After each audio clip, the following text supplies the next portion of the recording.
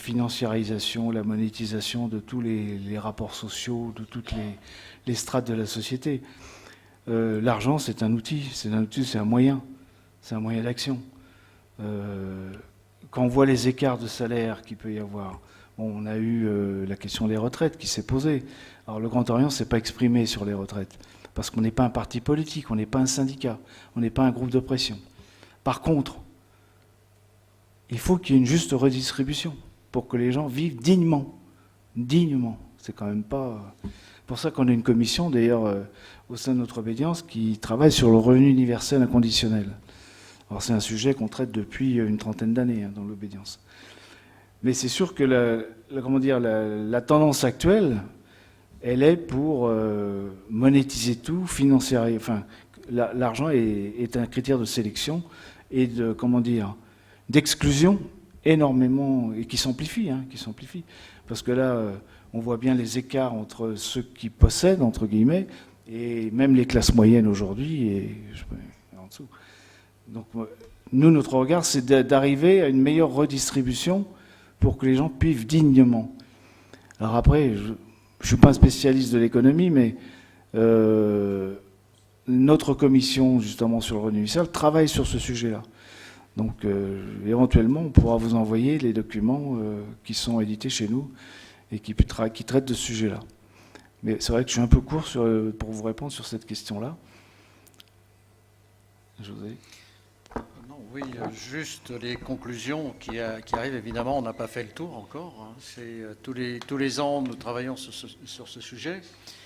Mais effectivement, pour nous, on est arrivé à la conclusion qu'il serait intéressant et important d'avoir dans notre société un revenu égal pour tous, inconditionnel, et cela permettrait d'avoir une base d'égalité sociale. Alors, mais on est encore en train de travailler, on n'est pas arrivé au bout, parce que c'est, comme l'a dit Hervé, ça fait 30 ans que nous travaillons là-dessus, et on continue à travailler là-dessus parce qu'on n'en a pas fait le tour. Maintenant, au Grand Orient, au-delà de ça, on peut dire que chez nous, nous avons... tout le monde est égal. Et quand on rentre dans une loge, on ne fait pas part de son parcours professionnel. On ne fait pas attention qui vous êtes, si vous êtes médecin, si vous êtes ingénieur, si vous êtes boulanger, ou secrétaire, ou assistante sociale. Et c'est ça notre richesse. C'est qu'à l'intérieur de nos temples, quand nous travaillons, l'argent reste dehors. Évidemment, comme une association, nous avons besoin d'argent pour faire fonctionner. Mais à l'intérieur, c'est ça notre richesse, c'est la différence des parcours sociaux, des parcours de formation qui sont importants. Et on n'aborde pas, on ne tient pas compte. Un grand médecin dans une loge n'a pas plus de temps de parole qu'un ouvrier métallurgique ou un employé de banque.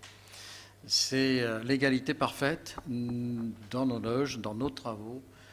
Nous sommes tous égaux. Juste un complément par rapport au revenu universel. Il y a une dimension il se trouve que j'ai travaillé sur ce sujet-là il y a 4-5 ans, et j'entendais toujours, oui, c'est l'école de la fainéantise, c'est l'oisiveté, etc., etc., etc.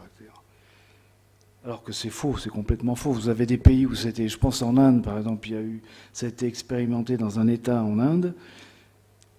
Résultat, le niveau, le niveau économique des familles a augmenté, la scolarisation des enfants a augmenté, et les femmes indiennes qui travaillaient justement dans cet État se sont révélées et se sont affirmées.